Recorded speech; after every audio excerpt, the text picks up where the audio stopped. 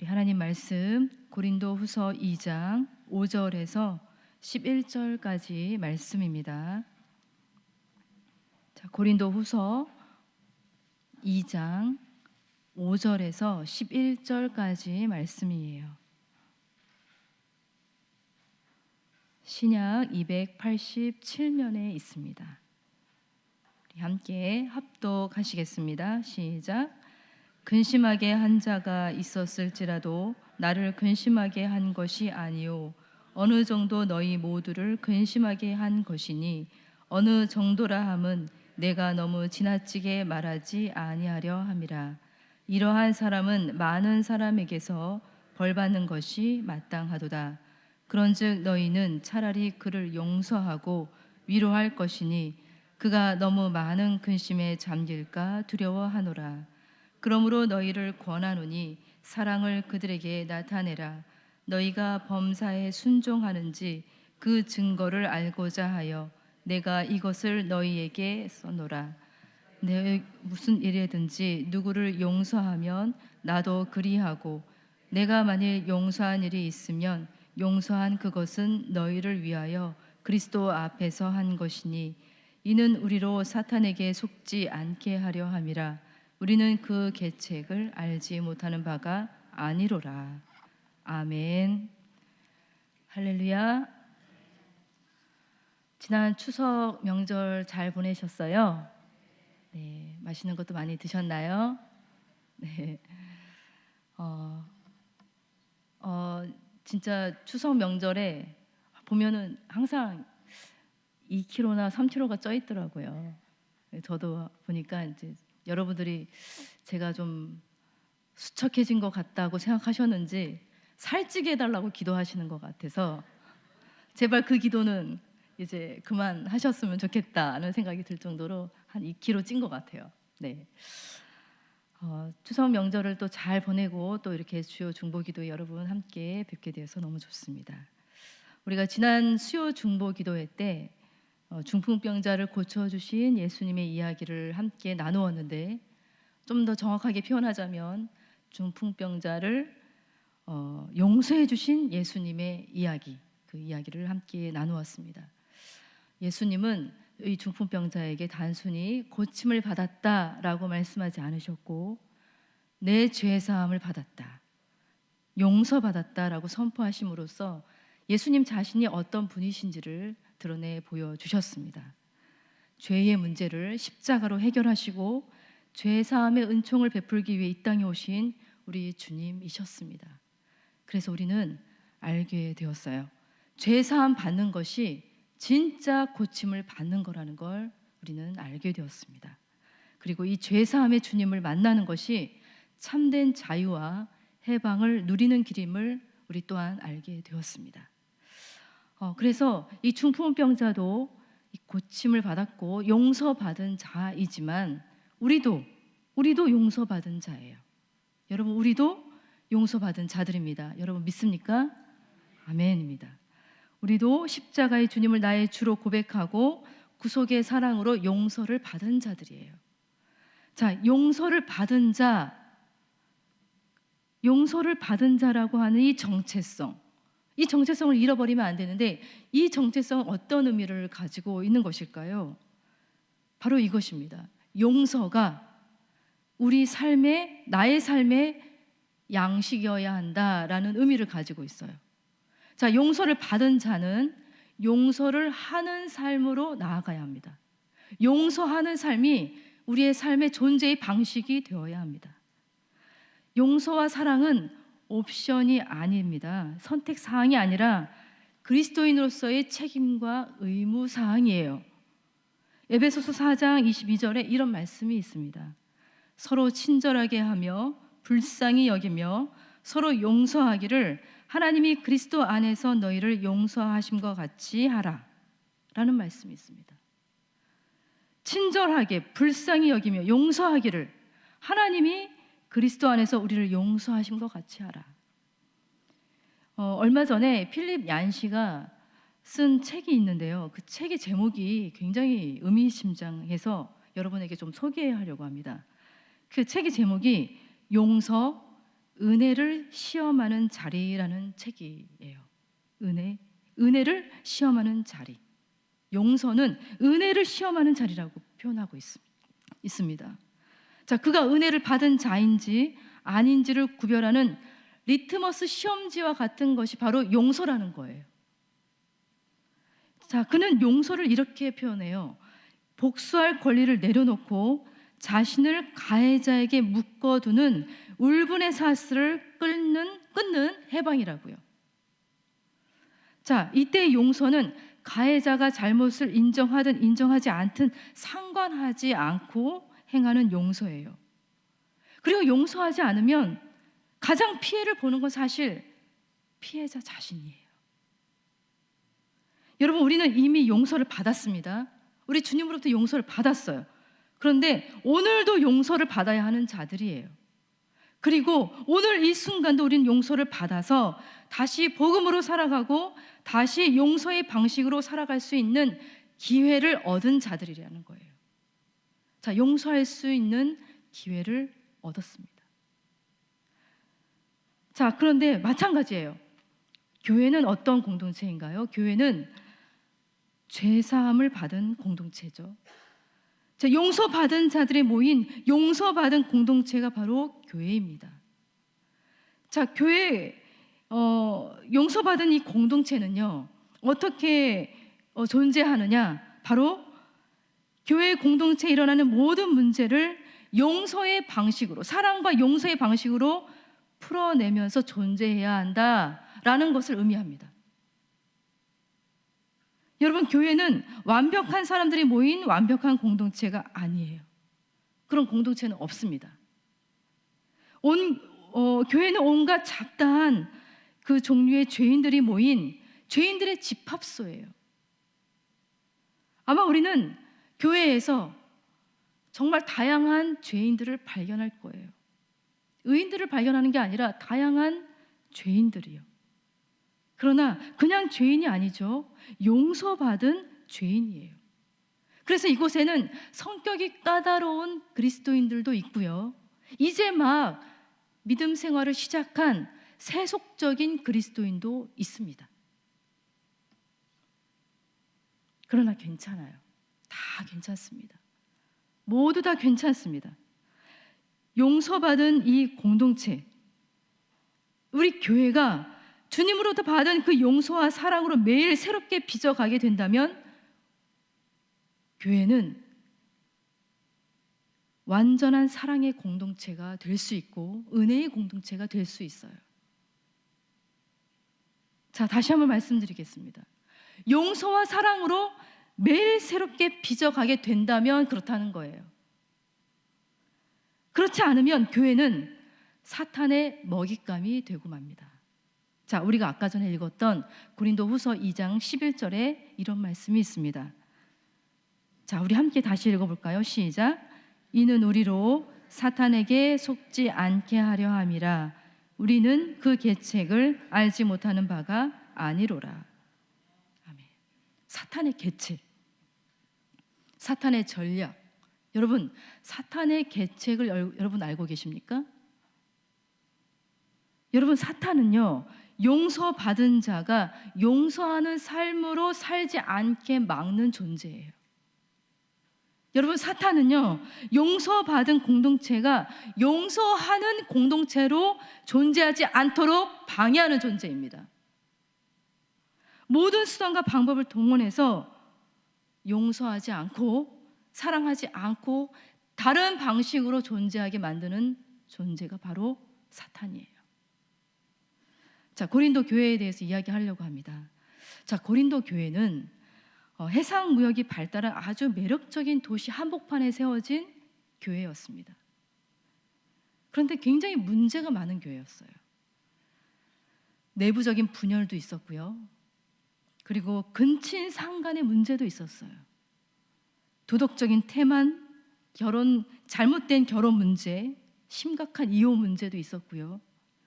우상의 제물에 대한 치열한 공방이 있었어요. 그리고 성도들끼리 얼마나 자주 다투고 분쟁했는지 이 성도들 간의 문제를 세상 법정에서 해결하기를 바라는 그런 성도들도 많았습니다. 자, 그 외에도 고린도 교회에는 또 다른 문제가 있었는데 사도 바울을 끊임없이 괴롭히는 적대자들이 있었어요. 자, 그 적대자들은 네 가지 이유로 사도 바울을 공격을 했습니다. 첫 번째는 자신들은 사도 바울보다 더 뛰어난 초자연적인 신유 은사가 있다, 더 신령한 능력을 가지고 있다라고 자랑하면서 은근히 사도 바울을 무시했습니다. 자, 두 번째는 자신들은 사도 바울보다 언변이 뛰어나다라고 주장하는 사람들이었어요. 그러니까 사도 바울이 말을 잘 못한다라는 말이에요. 자, 세 번째는 예루살렘을 위한 구제 헌금이 예루살렘 교회를 위한 구제 헌금인데 사도 바울 자신의 개인적인 착복을 위해서 그렇게 모금 활동을 한 것이다 라고 하면서 뒤에서 험담하는 이 적대자들이 있었습니다. 자, 그리고 네 번째는 그의 사도권을 끊임없이 의심하면서 그 사도권을 흔들었습니다. 그래서 고린도 교회를 영적으로 부양하는 이 부양권을 당장 포기해라 라고 하면서 압박을 했습니다. 자, 그들은 앞에서 공격하고 뒤에서 험담을 하면서 이 고린도 교회와 이 사도 바울 사이를 이간질했어요. 자, 목회자와 공동체 사이를 이간질한 거예요. 그 사도 바울을 향한 교회 공동체의 신뢰도를 굉장히 깨트리고 위협하는 존재들이었습니다. 그런데 그들이 이단과 사입이냐? 아닙니다. 그들은 이단과 사입이가 아니었어요. 그들은 사도 바울과 비슷한 동종 업계의 사람들, 바로 이동하는 선교사들이었어요. 이동 선교사들. 그들은 시기심과 질투심 그리고 경쟁심으로 사도 바울을 힘들게 했습니다.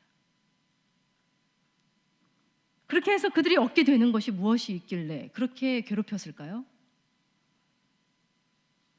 고린도 교회를 자신들의 공동체로 삼으려고 하는 것이 목적이었습니다. 그러나 그들의 행동은 굉장히 위험한 행동들이었어요. 단순한 시기심과 질투심으로 끝날 문제가 아니었어요. 이렇게 사도 바울을 흔들면서 사도 바울이 전하는 그 복음의 내용을 오해하고 곡해하게 만드는 것이 가장 큰 위험의 요소였습니다. 자, 2장 5절. 우리가 2장 5절의 말씀을 읽었죠. 우리 다시 한번 읽어보겠습니다. 시작.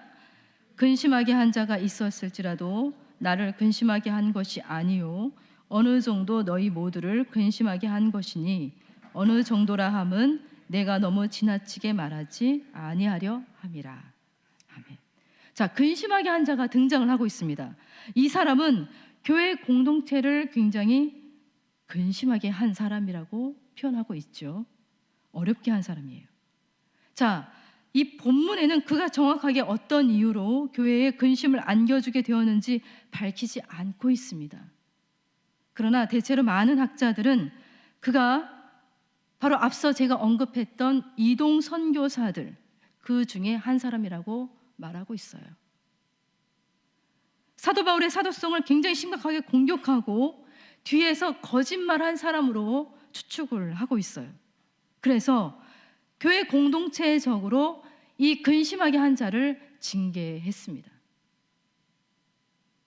공동체를 흔드는 파괴적인 이 구성원은 반드시 징계해야 마땅하죠. 그래서 6절의 말씀에 보시면 이렇게 되어 있습니다.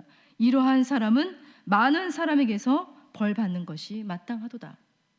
자, 벌 받는 것이 마땅할 정도로 그는 징계를 받았어요. 교회에 그래서 치리권이 있는 것이에요. 치리권. 이미 그는 공동체적으로 충분한 벌을 받았습니다. 오랜 시간이 또 지났어요. 그런데 사도 바울이 그 다음 구절에 뭐라고 되어 있느냐면 우리 7절의 말씀을 함께 읽어보겠습니다. 시작. 그런즉 너희는 차라리 그를 용서하고 위로할 것이니라. 그가 너무 많은 근심에 잠길까 두려워하노라. 아멘. 이제는 그를 용서하고 그를 받아들이라고, 위로하라고 권면을 하고 있어요. 그리고 심지어는 그가 낙심할까 봐 걱정한다고 말하고 있습니다. 여러분, 그는 분명히 사도 바울을 공격한 사역자였어요. 그의 적대자였습니다. 그런 그를 사도 바울은 오히려 어떻게 하고 있나요? 걱정하고 있는 거예요. 그가 너무 많은 근심에 잠길까 두려워하노라. 그가 잘 되기를 바라는 마음이 있습니다. 고린도 교회를 떨어서 나가기를 바라는 것이 아니라 그가 오히려 실족할까 봐 걱정하고 있는 이 사도 바울의 모습을 우리는 발견할 수가 있습니다. 여러분, 어쩌면 고린도 교회는 그 사람에 대한 이 공동체적인 이 징계 행위를 바울이 좀 칭찬해주고 좀 확증해주기를 바라면서 기대했을지도 모르겠습니다. 우리 잘했지. 우리 잘했지. 우리 이렇게 했어. 당신을 공격한 이 사람을 우리가 혼냈어. 라면서 어쩌면 내심 칭찬을 기대했는지도 모르겠어요. 그러나 사도 바울은 오히려 권면을 하고 있습니다. 8절의 말씀 우리 같이 읽어보겠습니다. 시작. 그러므로 너희를 권하노니 사랑을 그들에게 나타내라. 아멘. 사랑을 나타내라. 아까는 용서하고, 차라리 용서하고 위로해라. 그리고 사랑을 나타내라. 용서를 넘어서 사랑을 보여주어라. 사랑으로 품어줘라. 권면을 하고 있습니다. 그리고 9절의 말씀이에요. 또 같이 함께 읽어보겠습니다. 시작. 너희가 범사에 순종하는지 그 증거를 알고자 하여 내가 이것을 너희에게 썼노라. 아멘. 제가 아까 말씀드린 대로 이 사랑과 용서가 리트머스 시험지처럼 이 고린도 교회가 정말 복음으로 세워진 교회인지 아닌지, 은혜의 공동체인지 아닌지, 그것을 이번 기회를 통해서 보여주라고, 확증해 보여주라고, 그것을 통해 너희가 정말 어떤 존재인지, 어떠한 공동체인지 보여주라고 사도 바울은 말하고 있는 거예요. 여러분, 교회에 참 많은 문제가 있습니다. 제 주변에도 정말 많은 문제를 가지고 있는 교회들이 있습니다. 그런데 교회의 진짜 문제는 어떤 한 사람이 교회 공동체 안에서 문제를 일으키는 것이 진짜 큰 문제가 아니에요. 진짜 큰 문제는 이 문제를 해결하는 과정에서 용서하지 않기로 작정하고 사랑을 나타내지 않기로 작정하는 것이 진짜 문제예요. 교회에 일어난 많은 문제를 하나님의 방식으로 해결하지 않고 세상적인 방식으로 해결하려고 하는 것이 얼마나 큰 문제인지 사도 바울은 11절의 말씀으로 우리에게 가르쳐주고 있는 거예요. 우리 11절의 말씀 다시 한번 읽어보겠습니다. 시작. 이는 우리로 사탄에게 속지 않게 하려 함이라. 우리는 그 계책을 알지 못하는 바가 아니로라. 여러분, 용서받은 공동체가 교회예요. 여러분, 교회는 용서하는 공동체여야 합니다. 교회가 용서하지 않고 사랑을 나타내지 않는 것, 바로 이것이 사탄의 유혹에 빠졌다는 증거예요. 용서받은 사람이 용서하지 않고 여전히 증오를 품고 있는 것 또한 사탄이 정말 좋아하는 일이에요. 사탄은 끊임없이 교회로 하여금 용서와 사랑으로 존재하지 않도록 방해하는 그런 존재예요. 왜냐하면 용서받은 공동체가 용서하는 일을 멈추면 더 이상 교회로서 존재할 수 없다는 걸 너무나도 잘 알고 있기 때문이에요. 교회의 용서가 사라지면 사라질수록, 사랑이 사라지면 사라질수록, 자기는 늘 옳고 서로 판단하고 정죄하는 사람들이 많아지면 많아질수록 그 사람도, 그 가정도, 그 교회도 사탄의 좋은 먹잇감이 된다는 겁니다. 마음을 옹졸하게 하고 굉장히 야박하고 굳어버리게 해서 비통함과 분열로 빠르게 무너지게 하는 것은 사탄의 전략이라는 것을 사도 바울은 분명하게 가르쳐주고 있습니다.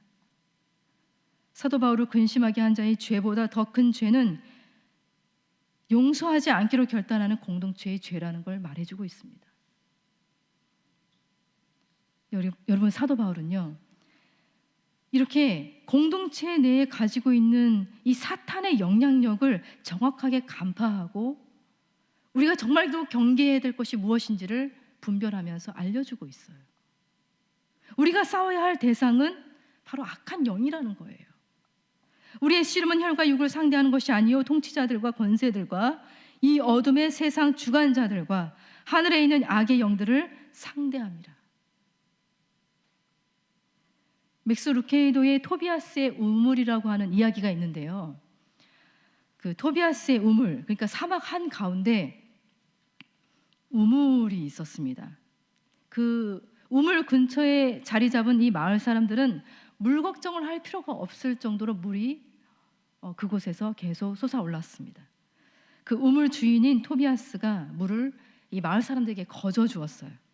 근데 어느 날 토비아스는 아들과 함께 먼 여행길을 떠나게 되었습니다. 그리고 하인에게 부탁을 했습니다. 누구에게든지 물을 주어서 거저 주라고. 그런데 하인은 모든 사람에게 맨 처음에는 물을 주었습니다. 그런데 시간이 지나자 자신에게 감사를 표현하는 사람에게만 물을 주기 시작했어요. 그러다가 시간이 흐르니까 자기에게 잘 보이는 사람에게만 또 물을 주기 시작하는 거예요. 주민들은 이 하인의 눈밖에 나지 않으려고 굉장히 안간힘을 썼습니다. 그런데 어느 날 또 우물가에 주인의 아들이 나타났어요. 그는 하인을 꾸짖었어요. 그리고 주민들에게 예전처럼 마음껏 물을 가져가라고 했습니다. 그랬더니 이 주민들이 안 된다, 이 나쁜 짓을 한 이 하인에게는 물을 주지 않았으면 좋겠다 하고 이 동네 주민들이 다 아우성을 치는 거예요. 그때 아들이 이렇게 말했다고 합니다. 하인에게도 물을 주는 것이 아버지의 뜻입니다 라고 하면서 이 종을 용서했다고 해요. 우리 주님의 사랑을, 용서를 너무나도 잘 보여주는 이야기라는 생각이 듭니다. 누구에게나, 심지어 이 하인에게도 물을 주는 것이 바로 아버지의 뜻이었던 것처럼 우리가 지켜야 할 원칙 또한 그렇습니다. 우리가 지켜야 할 원칙은 바로 사랑과 용서입니다. 사랑과 용서를 향해서 우리가 한 걸음 앞으로 나갈 때 사탄은 10걸음 뒤로 물러간다는 사실을 여러분 기억하시길 바랍니다. 물론 용서하는 건 굉장히 어려운 일이에요. 우리가 너무 쉽게 용서는 받았지만 우리가 용서를 하는 일은 너무나도 어렵다는 걸 알고 있습니다. 그래서 우리에게 필요한 건 기도로 씨름하는 거예요. 마음과 상황이 어렵고 복잡한 상황이 있을 수 있습니다. 불편한 사람, 이 어색한 사람이 우리 공동체 안에 있을 수 있습니다. 그러나 그들과의 관계에서 우리는 하나님의 말씀과 하나님의 뜻을 찾으면서 씨름해야 합니다. 기도해야 합니다. 우리가 하고 싶은 대로 행동하고 또 하기 싫은 대로 말하려면 기도할 필요가 없겠죠. 그러나 우리는 살던 대로 살아가는 사람들이 아니라 그리스도 안에서, 그리스도 앞에서 살아가는 삶을 날마다 선택해야 하는 사람들입니다. 우리는 용서받은 죄인들이에요. 그래서 기도하며 씨름하는 이 과정은 굉장히 분투의 과정이고 내 안에 용서하고 싶지 않은 마음과 싸우는 과정이에요. 그러나 여러분, 이 세상의 가치관과 싸우면서 내 안에 용서하고 싶지 않은 마음과 싸우면서 결국 내 마음이 내키지 않아도 용서를 선택하고 사랑을 선택하고 순종하게 되면 바로 그러한 모습을 통해서 우리 하나님은 영광을 받으실 것입니다. 겟세마네 동산에서 우리 예수님이 십자가 결정을 앞에 두고 기도하셨죠. 그분은 고뇌하셨습니다. 그분은 자신의 감정과 싸우셨고 기도로 씨름하셨습니다. 그리고 결국 하나님의 뜻을 선택하셨어요. 그 싸움의 결과로 바로 우리가 복음이라고 부르는 것이 거기서 나왔습니다. 사도 바울은 자신에게 적대자였고 교회의 근심거리가 되었던 그 사람에 대한 자신의 용서를 그리스도 앞에서, 공동체 앞에서 약속을 하고 있어요. 우리 10절의 말씀 한번 같이 읽어보겠습니다. 10절입니다. 시작. 너희가 무슨 일에든지 누구를 용서하면 나도 그리하고 내가 만일 용서한 일이 있으면 용서한 그것은 너희를 위하여 그리스도 앞에서 한 것이니. 아멘. 사도 바울은 자신의 용서가 고린도 교회를 위한 일이고 그 용서는 그리스도 때문에 그리스도 앞에서 행한 일이라고 말하고 있습니다. 용서는 그 사람을 위해서도 필요하지만 나를 위해서도 필요하고요. 용서는 그 사람을 세우는 것이기도 하지만 나를 세우는 것이기도 합니다. 용서는 우리 모두의 일이고 그리스도 앞에 사는 우리 모두에게 주어진 책임이라는 사실을 여러분 기억하시길 바랍니다.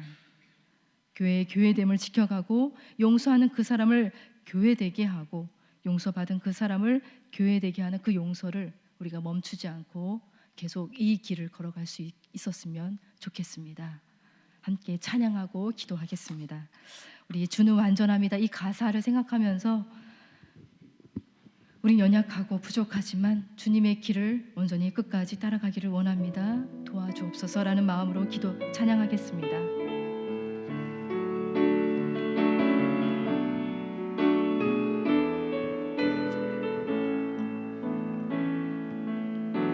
주여 우린 연약합니다. 우린 오늘을 힘겨워합니다. 주 뜻 이루며 살기에 부족합니다.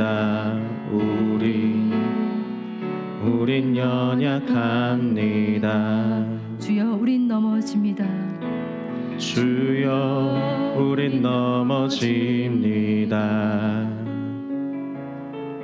오늘 하루 또 실수합니다. 주의 긍휼을 구하는 죄인입니다. 우리 주만 바라봅니다. 한없는 주님의 은혜 온 세상 위에 넘칩니다. 가릴 수 없는 주 영광 온 땅 위에 충만합니다. 주님만이 길이오니 우린 그 길 따라갑니다. 그날에 우리를 이루신 주는 완전합니다. 우린 그 길 따라갑니다. 우리 한없는 주님의 은혜 다시 한번 불어보겠습니다. 는 주님의 한없는 주님의 은혜 온 세상 위에 넘칩니다. 가릴 수 없는 주 영광 온 땅 위에 충만합니다.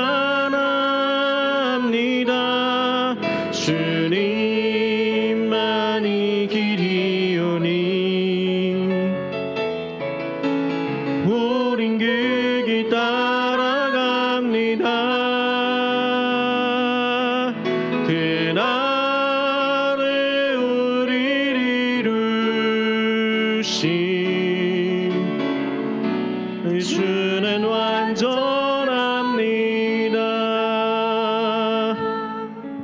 우리 함께 기도하겠습니다. 우리는 오늘도 용서를 받았고 이 순간 복음으로 살아갈 기회를 얻었고 또 용서할 수 있는 기회도 누리고 있습니다.